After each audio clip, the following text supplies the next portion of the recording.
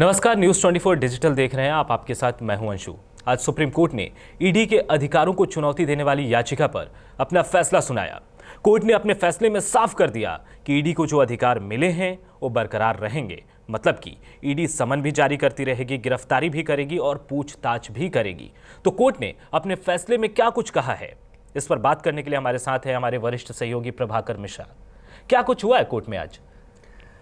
देखिए, आज संयोग से, इसे संयोग ही कहेंगे, कि कांग्रेस की वरिष्ठ नेत्री सोनिया गांधी से ईडी पूछताछ कर रही है। कल भी पूछताछ हुई थी और ईडी के अधिकार को लेकर विपक्ष लंबे समय से सवाल खड़ा करता रहा है।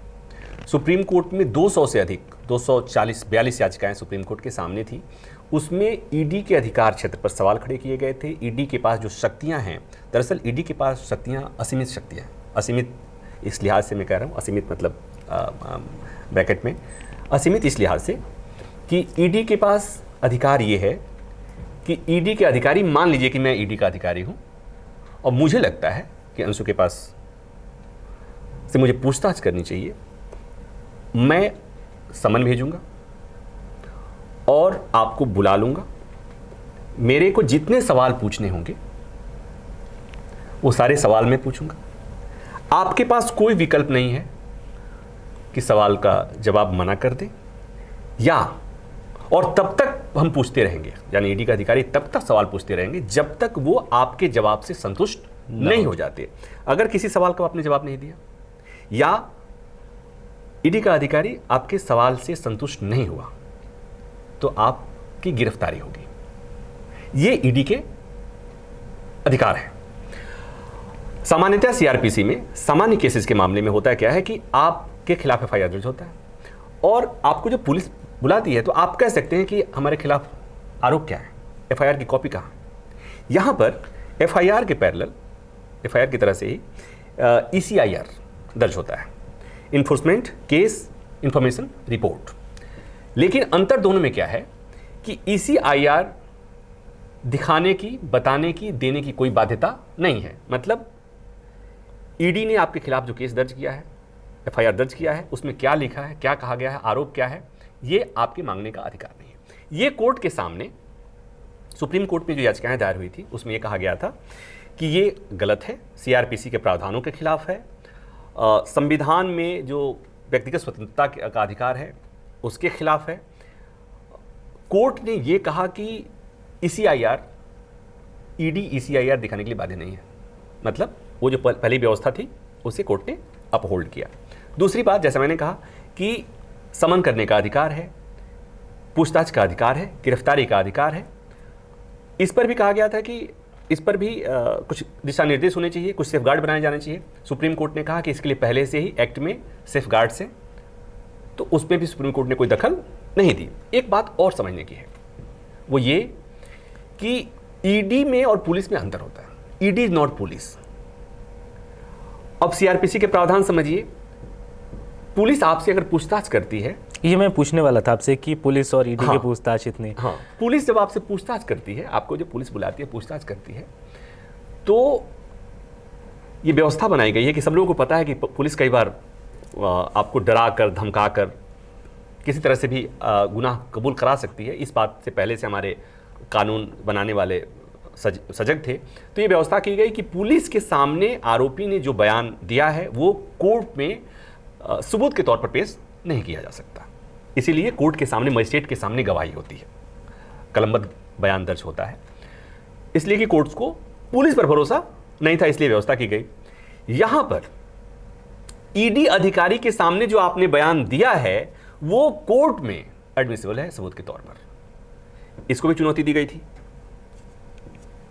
कोर्ट ने कहा कि ये अधिकार भी जो ईडी का है ये भी सही है। तीसरी बात एक समझिए कि बाकी के अलावा एक बात और, कि सामान्य मामलों में कहते हैं, एक कानूनी सिद्धांत है कि किसी मामले में गिरफ्तारी होती है तो सजा होने के पहले, ट्रायल के दौरान, जांच के दौरान जो गिरफ्तारी होती है तो उसमें बेल का प्रोविजन होता है। और ये लीगल प्रिंसिपल है कि bail is the rule and jail is an exception. ये एक लीगल प्रिंसिपल के तौर पर अदालतों के लिए भी एक इसमें वो रहता है। वहां पर करना क्या होता है कि आपको कोर्ट को कन्विंस करना होता है कि माय लॉर्ड, जांच तक, जब तक जांच होगी तब तक मैं इस जांच में सहयोग करूंगा, जब ट्रायल चलेगा मैं ट्रायल पर उपलब्ध रहूंगा, मैं गवाहों को प्रभावित नहीं करूंगा। अगर इतना आपने कन्विंस कर दिया और जांच एजेंसी भी आपके तर्क से, आपका तर्क बेहतर हो गया और कोर्ट कन्विंस हो गया कि ये भागने वाले नहीं है, भाग के जाएंगे का, ऐसा करके, तो आपको जमानत मिल जाएगी। लेकिन ईडी के मामले में मामला अलग है। यहां पर 2 कंडीशन है, ट्विन कंडीशन, जिसको चुनौती दी गई थी सुप्रीम कोर्ट के सामने। उसमें एक कंडीशन तो ये कि जो पब्लिक प्रोसिक्यूटर, जो सरकारी वकील ट्रायल कोर्ट में आपके खिलाफ केस लड़ेगा, वो बेल आप लगाएंगे तो पहले कोर्ट को उसकी बात सुननी होगी और आपकी जिम्मेवारी होगी कि आप कोर्ट के सामने ये कोर्ट को संतुष्ट करें कि आप बेगुनाह हैं और ये भी कि आप भविष्य में कोई अपराध नहीं करेंगे। और ये जो कंडीशन है इतने मुश्किल, मतलब इतने कठिन वो है कि ईडी के मामले में बेल लगभग इम्पॉसिबल हो जाता है। और उसका आप गवाह, आप अगर सबूत के तौर पर देखेंगे, दिल्ली के सत्येंद्र जैन बाहर नहीं निकल पा रहे। तो ये इसको भी चुनौती दी गई थी। कोर्ट ने कहा कि इसमें भी कोई दिक्कत नहीं है। तो कुल मिलाकर ये कि ईडी के जो prevention of money laundering act के जो प्रावधान हैं उसको कोर्ट ने अपहेल्ड कर दिया। ईडी के जो अधिकार हैं उन अधिकारों को भी कोर्ट ने वैध माना है। और एक तरह से ये कहें कि जैसा मैं कह रहा था कि जब आज फैसला आना था, फैसला के ठीक पहले, चूंकि आज दिल्ली में बड़ी सरगर्मी है, कांग्रेस के नेता प्रोटेस्ट कर रहे हैं सोनिया गांधी को लेकर के, तो अशोक गहलोत का एक रिएक्शन आ रहा था। वो कह रहे थे कि जल्दी से सुप्रीम कोर्ट में इसमें फैसला सुनाना चाहिए। और उसी से आप समझ सकते हैं कि विपक्ष को कितना इंतजार था सुप्रीम कोर्ट के इस फैसले का कि सुप्रीम कोर्ट का अगर फैसला आ गया तो ईडी का जो बेजा इस्तेमाल का जो आरोप लगता है, हम आरोप कहेंगे ना, तो इस पर कहीं बंदिशें लग जाएंगे। शायद सुप्रीम कोर्ट कुछ ऐसा सेफगार्ड दे दे। लेकिन विपक्ष के नेताओं को सुप्रीम कोर्ट से निराशा हाथ लगी है। अभी आपने देखा कि टीएमसी के नेता मंत्री पार्थ चटर्जी, उनकी गिरफ्तारी हुई। दिल्ली में सत्येंद्र जैन, बाकी पूछताछ हो रही है और बहुत लोगों के सामने फारूक अब्दुल्ला के खिलाफ भी। तो ईडी हाल के दिनों में, पहले आपने भी सुना होगा कि पहले सीबीआई की रेड, इनकम टैक्स की रेड, यही चलती थी ना। आजकल बच्चे की जुबान पर ईडी की रेड, ईडी। तो वो कहते हैं ना कि आजकल फॉग नहीं चल रहा है, आजकल ईडी चल रहा है, ईडी चल रहा है। और यही नहीं, आपने देखा कि जहां भी कहीं पॉलिटिकल टर्बुलेंस होता है, कहीं सरकार इधर उधर होती है कहीं, तो वहां कहते हैं कि लगता है यहाँ ईडी आ गई। जैसे महाराष्ट्र में हुआ, और महाराष्ट्र में ईडी की चर्चा सबसे ज्यादा हो रही थी कि ईडी का भय, ईडी के डर से ऐसा हो रहा है। तो मुझे याद है कोल ब्लॉक के मामले में सुप्रीम कोर्ट ने जो कहा था सीबीआई के लिए पिछड़े का तोता, केस्ड पैरेट, ऐसा बोला था। उसके बाद से वो एकदम चिपक गया सीबीआई के साथ से। सीबीआई ने बहुत कोशिश करी कि इसको वो करने के लिए। तो ईडी के साथ भी आजकल यही हो रहा है कि पॉलिटिकल अपोनेंट को डराने के लिए, टारगेट करने के लिए ये सारी पार्टियां, आपने देखा कि ओपोजिशन में जितनी पार्टियां हैं वो सब आरोप लगाती हैं। और इंटरेस्टिंग ये है कि इस कानून का नाम है prevention of money laundering act 2002, जो 2005 में लागू हुआ था। उस समय यूपीए की सरकार थी और आज सबसे ज़्यादा अगर उससे कोई आहत है उस कानून से तो वो खुद कांग्रेस पार्टी है। एक सवाल है, दर्शक जानना चाह रहे होंगे कि ईडी को इतनी पावर क्यों दी गई। जैसे आपने बताया कि पुलिस पर कोर्ट को ट्रस्ट नहीं है, उसके पुलिस अगर पूछताछ करती है तो कोर्ट में भी उनको बयान दिलवाना पड़ता है, लेकिन ईडी के सामने जो पूछताछ होती है तो उसको वैध माना जाता है, कोर्ट में उसको एविडेंस के तौर पर पेश किया जाता है। तो ये ईडी को इतने अधिकार क्यों मिले, कैसे मिले? ये बात जब कोर्ट में आई ईडी की तरफ से, सॉलिसिटर जनरल तुषार मेहता ने कोर्ट मतलब ईडी के पक्ष में बहुत स्ट्रॉन्ग उसमें किए, तो उन्होंने कहा कि ये एक सामान्य अपराध से अलग है। ये अपराध मनी लॉन्ड्रिंग, आपने देखा होगा कि मनी लॉन्ड्रिंग क्या, काले धन को सफ़ेद धन करना, बाहर की संपत्ति ऐसा करना, यही सब होता है जी। तो इसमें कहा गया कि इससे देश की अर्थव्यवस्था प्रभावित होने वाला अपराध है। एक ऐसा अपराध जिससे देश की अर्थव्यवस्था प्रभावित होती है। और अर्थव्यवस्था अगर प्रभावित हो गई तो सब कुछ। तो इसे एक सामान्य अपराध से बड़ा अपराध माना गया, इसीलिए इसके प्रोविजन से बहुत टफ बनाए गए। दूसरी बात एक और कि इसके बारे में कहा जाता है कि एक सेंट्रल गवर्नमेंट के एक डेटा के मुताबिक ये कहा गया कि 17 साल 2005 में लागू हुआ था और 17 साल 22 साल हो गए, इसमें कुल 5400 से अधिक मामले दर्ज हुए जी ईडी के, लेकिन कन्विक्शन अभी तक हुआ है मात्र 23। ऐसे क्यों? एक तो इसलिए कि प्रोसेस बड़ा लंबा है, आप समझ सकते हैं कि पूछताछ सामान्यतः ये इसलिए, उसकी वजह बता रहा हूं।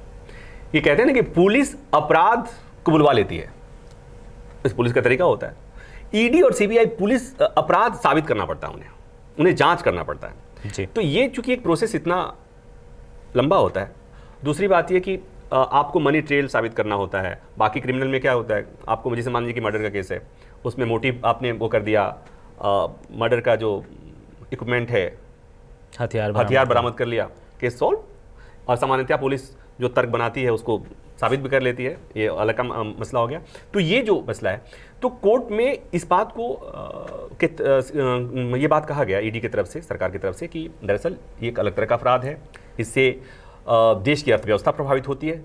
दूसरी महत्वपूर्ण बात ये कि एंटी नेशनल जो एलिमेंट्स होते हैं, जो देश को अस्थिर करने वाली शक्तियां भी हैं, वो भी इसके तहत मनी लॉन्ड्रिंग के जरिए देश की मतलब शांति व्यवस्था को भी ये पहुंचा सकते हैं, नुकसान पहुंचा सकते हैं। इसलिए इसमें जो प्रावधान होने चाहिए बहुत स्ट्रांग होने चाहिए। और तीसरी महत्वपूर्ण बात ये कि जब सुनवाई हो रही थी तो तुषार मेहता ने 3 लोगों का जिक्र किया था कि तमाम चीज़ों के बावजूद, जब होता है ना, जब भी बात होती है तो कहते हैं कि वो नीरव मोदी भाग गया, मेहुल चौकसी भाग गया और ये भाग गए, माल्या भाग गए। तो इन्होंने कहा कि 3 नाम लिया, विजय माल्या, मेहुल चौकसी और नीरव मोदी। उन्होंने कहा कि इन 3 लोगों से जी इस कानून के जरिए 18,000 करोड़ सरकार ने, ईडी ने रिकवर कर लिया है।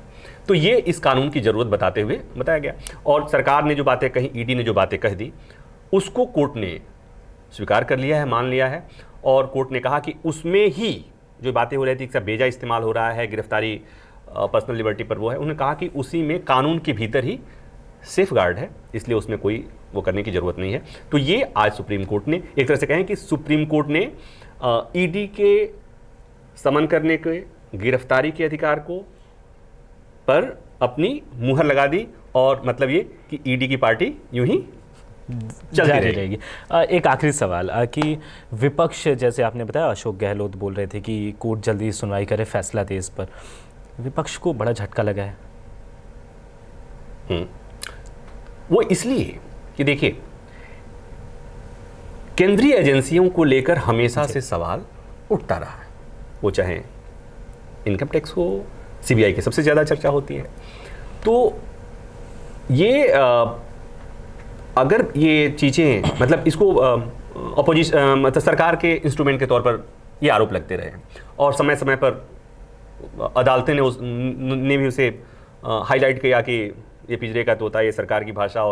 और हाल के दिनों में लोग भी देखते हैं कि किस तरह से पता चला कि एक आदमी एक पॉलिटिकल पार्टी छोड़ करके जाता है, उस पर करप्शन के पहले चार्जेज हवा में होते हैं, कई बार होते भी हैं, और जैसे ही वो छोड़ करके दूसरी पार्टी में चला जाता है, उसके खिलाफ आने वाले समय में सारी चीज़ें हो जाती हैं। तो ये इसलिए ये सेटबैक विपक्ष के लिए सेटबैक ये है कि उन्हें लग रहा है कि शायद विपक्ष को ये लग रहा है कि पता नहीं लंबे समय तक हमें सरकार में आना नहीं है, और जब तक ये सरकार है ये ईडी का भय दिखा करके, और ईडी का इसलिए कि ईडी का भय बहुत भारी भय है, आपने देख लिया। ईडी का भय इतना भारी है कि ईडी का अधिकारी आपको बुलाएगा, आ जाइए, सवाल पूछना शुरू करेगा और तब तक पूछता रहेगा जब तक आप थक नहीं जाते हैं, जब तक आप पूछते रहेगा जब तक आप इरिटेट नहीं हो जाते हैं, और किसी पॉइंट ऑफ मोमेंट में आके वो कह सकता है कि हम आपके सवाल से, हम आपके उत्तर से संतुष्ट नहीं हैं, और आपकी गिरफ्तारी हो जाती है। दूसरी महत्वपूर्ण बात ये कि ये भी हो सकता है कि आज इस केस में भी हो सकता है, अभी जो चल रहा है उसमें भी हो सकता है कि आज ईडी अधिकारी ने बुलाया, 4 घंटे 6 घंटे 8 घंटे आपसे पूछताछ हुई और कहा ठीक है जाइए, आपको नहीं पता क्या हुआ, कोई गिरफ्तारी नहीं हुई, और इसका मतलब ये नहीं हुआ कि अब पूछताछ बंद हो गई, इसका मतलब केस खत्म हो गया। हो सकता है कि कुछ दिन बाद आपको फिर दोबारा जब जब मन करेगा। ये है ईडी की शक्तियां। तो ईडी की शक्तियां असीमित है, एक तरह से असीमित है, और उस असीमित शक्तियों पर सुप्रीम कोर्ट ने मुहर लगा दी। तो आपने सुना कि सुप्रीम कोर्ट का फैसला क्या था और ईडी के अधिकारों को लेकर जो प्रभाकर मिश्रा आपको बता रहे थे। तो ये आज को सुप्रीम कोर्ट में सुनवाई हुई और सबसे बड़ी बात कि आज सोनिया गांधी से ईडी की पूछताछ चल रही है। कांग्रेसी नेता इंतजार कर रहे थे बेसब्री से कि कोर्ट उनके पक्ष में फैसला दे। केवल कांग्रेसी नहीं, टीएमसी वाले भी इंतजार कर रहे थे, आम आदमी पार्टी वाले भी इंतजार कर रहे थे, शिवसेना वाले इंतजार कर रहे थे। उधर मैंने कहा फारूक अब्दुल्ला भी इंतजार कर रहे होंगे, महबूबा मुफ्ती भी इंतजार कर रही हैं, और बाद में और भी लोग जिन्हें लगता है कि कल सरकार हम पर भी या ईडी हम पर भी वो कर सकती है, वो सब इंतजार कर रहे थे और सबको सुप्रीम कोर्ट से आज तो कम से कम सेटबैक लगा। जी, तो बहुत बहुत शुक्रिया आपका चर्चा में शामिल होने के लिए। अगर आपके मन में भी कोई सवाल हो तो हमारे कमेंट सेक्शन में आप अपने सवाल दीजिए। फिलहाल इस वीडियो में इतना ही। नमस्कार, मैं हूं मानक गुप्ता। अगर आपको हमारा ये वीडियो पसंद आया हो तो इसे लाइक और शेयर जरूर करें, और हाँ, हमें सब्सक्राइब और फॉलो करना ना भूलें ताकि आप देश और दुनिया की कोई खबर मिस ना करें। तो जुड़े रहिए हमारे साथ और देखते रहिए News 24।